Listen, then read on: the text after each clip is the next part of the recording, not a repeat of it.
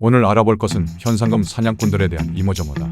흔히들 현상금 사냥꾼이라고 하면 어떤 이미지가 떠오르는가? 대부분 서부극을 소재로 한 영화나 드라마 같은 수많은 창작물 등지에서 매캐한 모래바람이 부는 가운데 웬 신비로운 카리스마를 내뿜는 한 과묵하고 건장한 사내가 마을에 나타나 마을 벽보에 붙은 흉흉한 범죄자의 얼굴이 명시된 포스터를 말없이 바라보더니 이내 결심이 선 듯 그걸 품속에 대강 구겨놓고는 유유히 자리를 떠 범인을 찾아내 고개와도 같은 기막힌 솜씨로 멋지게 표적을 생포 혹은 사살하여 보안관 사무소 앞에 보란듯이 내던지고는 시크하게 두둑한 포상금이 든 꾸러미를 챙겨나오는 모습으로 나오는 경우가 많다. 오늘은 이런 간지 폭풍 현상금 사냥꾼들에 대해 알아보겠다. 현상금 사냥꾼은 쉽게 말해서 원래는 보안관, 군경 등 정부에서 처리해야 할 일들을 민간 차원에서 대신 해주고 그 대가로 돈을 받는 일종의 대행업자들인데 이들의 등장은 단순한 우연이 아닌 당시 서부의 상황과 잘 맞물려 발생한 것이다. 무슨 말이냐면 당시 서부는 일찍이 근대화가 진행되어 문명이 훌륭하게 자리잡은 동부와 달리 척박한 미개척지였던지라 사회 인프라 마비 및 만성적인 인력 부족에 시달렸고 이렇다 보니 범죄자들을 제때 잡아넣을 공권력도 제대로 활성화가 되어 있지 않았기에 온갖 흉악한 범죄자들이 그 빈틈을 노려 한탕 해보고자 날뛰는 시대가 당시 서부의 현 상황이었던 것이다. 즉 공권력의 부족으로 미쳐 날뛰는 범죄자들을 민간 차원에서 대신 좀 잡아달라 정부에서 도움을 요청한 셈이다. 그리고 이 일을 업으로 삼은 이들을 현상금 사냥꾼이라고 부르는 것이다. 그리고 이들은 아무래도 목숨이 여러 개여도 부족한 위험한 일을 하면서 사는 만큼 그 풍채부터가 심상치 않은 수준을 넘어 세계관 최강자 수준으로 나오는 경우도 심심치 않게 볼 수 있다. 그리고 실제로도 현상금 사냥꾼은 어지간한 무력 없이는 흉내도 못 낼 수준의 위험한 직업이었다. 거기다 현상금 사냥꾼은 정부의 일을 대신 처리해주는 대리인이기에 폭행, 납치, 구금, 여기에 불가피하다면 살인까지 여러 불법적인 범죄를 정부의 허가하에 합법적으로 저지를 수 있다는 특권을 가지고 있어서 여기서 나오는 묘한 일탈감 덕분에 대중 매체에선 마치 정의를 집행해주는 낭만 넘치는 방랑자 느낌으로 묘사되곤 한다. 이렇게 보는 입장에서 껌벅 죽을 만한 간지폭풍 설정이 덕지덕지 붙어버린지라 카우보이와 함께 서부국 주인공의 배경으로 가장 많이 쓰이는 직업이 되게 되었다. 왜 굳이 그 두 직업을 자주 쓰냐면 주인공의 직업을 보안관이나 군인으로 하면 자유도 면에서 제약이 생기고 무법자로 설정하면 자칫 인간 쓰레기 주인공이 될 수도 있기에 자유롭게 돌아다니며 강력하면서 폭력에 대한 정당성도 부여하고 간지폭풍 뒷배경까지 넣기 위해서 현상금 사냥꾼만큼 매력적인 선택지도 없다는 것이다. 그리고 여기서 파생되어 다른 디스토피아 앤 아포칼립스 세계관 창작물 속 청부업자 및 용병, 방랑자 캐릭터들 모두 이 현상금 사냥꾼에서 영감을 받아 탄생했다 볼 수 있다. 그렇다면 우리가 플레이하는 게임 레데리 세계관 속 네임드 현상금 사냥꾼들은 과연 누가 있을까?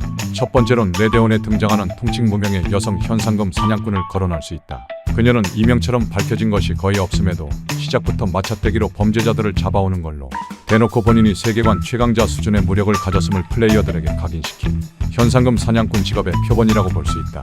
심지어 그녀는 당시 시대상 차별을 받기 쉬운 흑인인데다가 신체적으로 남성보다 불리한 여성임에도 그런 것 다 족가라 하고 당당히 대부 레비티커스 코널의 의뢰를 받는 업계의 최정점에 위치한 거물이 되는데 성공한 실력자이다. 다음은 안 나오면 서판반 벌린드 갱단 출신 하비에르 에스쿠엘라다. 하비에르는 다들 혁명가로만 기억하는 경우가 많은데 그는 멕시코에서 혁명가 활동을 하며 동시에 현상금 사냥꾼으로서도 활동을 해왔다. 그렇기에 앞서 소개한 무명의 여성 현상금 사냥꾼과 유일하게 무력적으로 비벼볼 수 있을 만한 이가 하비에르라고 할 수 있다. 그 다음은 마찬가지로 반 벌린드 갱단 출신 세이디 애들러다. 그녀는 남편을 잃고 과부가 되어 분노로 각성한 케이스인데 에필로그 시점에서 나름 한따까리 하는 현상금 사냥꾼으로 그 이름을 알린 걸 보면 그녀도 세계관 내 네임드 현상금 사냥꾼이라고 볼 수 있다.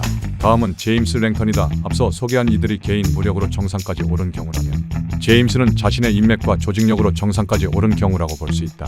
비유하자면 무명의 여성 현상금 사냥꾼이 반 벌린드 갱단이라면 제임스는 오드리 스콜 갱단인 것이다.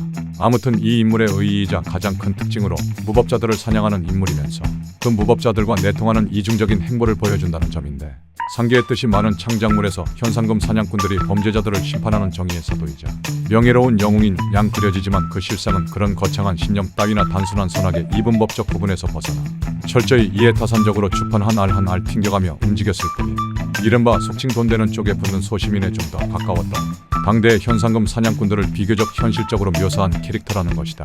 게다가 폭력을 행사하는 것을 생업으로 삼는 직업이 다 그렇듯이 폭력이 곧 정의로 여겨지던 그 야만의 시대를 살아가던 사람들 기준으로도 현상금 사냥꾼들은 결코 고운 시선으로 비춰지지 않았다. 물론 유능하고 정도를 지키는 양심 있는 현상금 사냥꾼들도 있었지만 그에 못지않게 자질 떨어지는 생양아치 사냥꾼들도 존나 많았고 이들 중에는 수배범을 잡는답시고 민가에 갖은 행패를 부리거나 엉뚱한 생사람 잡는 일도 무척이나 잦았기에 사실상 무법자나 다름없는 악당 취급을 받는 일도 비일비재했다. 이 점은 본작에서도 무늬만 현상금 사냥꾼이지 강도나 다를 게 없는 삼류 사냥꾼 인카운터들이 다수 등장한다는 점에서 짐작할 수 있다.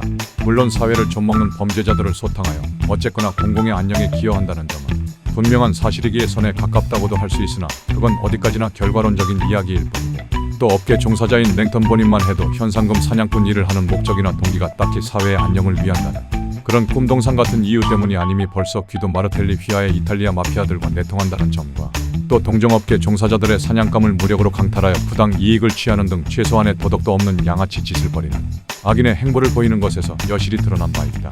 다만 이런 악행과는 별개로 실력은 출중한 지 에필로그 시점에서 현상금 사냥꾼으로 전업한 세이디다.